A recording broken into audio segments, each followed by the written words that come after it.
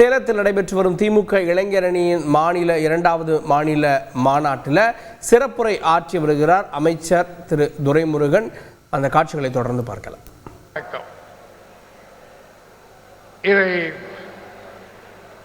என்னை பொறுத்தவரையில் ஆப்போ அரசவர்கள் முதல் மேயராக தேர்ந்தெடுக்கப்பட்டார்.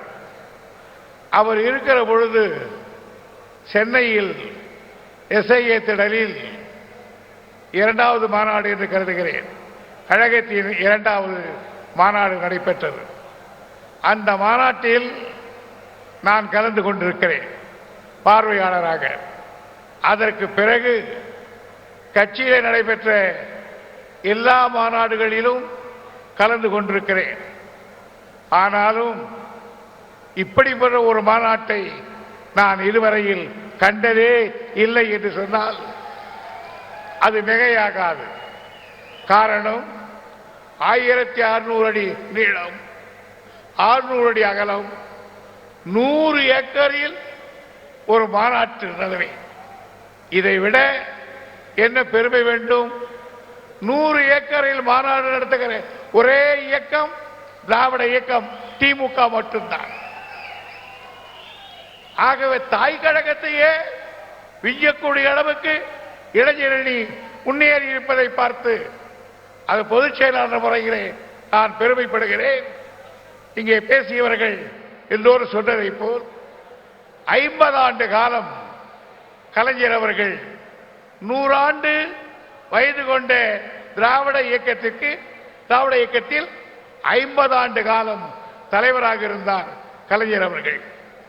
50 ஆண்டு காலம் இந்த இயக்கத்தை நடத்தினார்.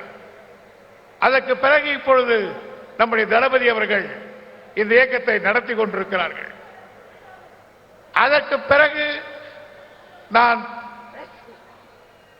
நான் ஒரு கணக்கல்ல உரிமையோடு சொல்லுகிறேன், இந்த இயக்கத்தை அடுத்த நூற்றாண்டுக்கு நடத்தி செல்லுகிற ஆற்றல் உதயநிதிக்கு உண்டு என்பதை அவர் புரிவித்து காட்டியிருக்கிறார்.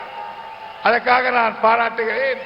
அப்படி சொல்லுகிற தகுதியும் எனக்குண்டு, சொல்லுகிற உரிமையும் எனக்குண்டு. இந்த மாநாட்டில் தலைவர் அவர்கள் நிறைய பேச வேண்டும் என்று கருதியிருந்தோம். அதனால்தான் பாலு அவர்களும் மிக சுருக்கமாக பேசி முடித்திருக்கிறார்.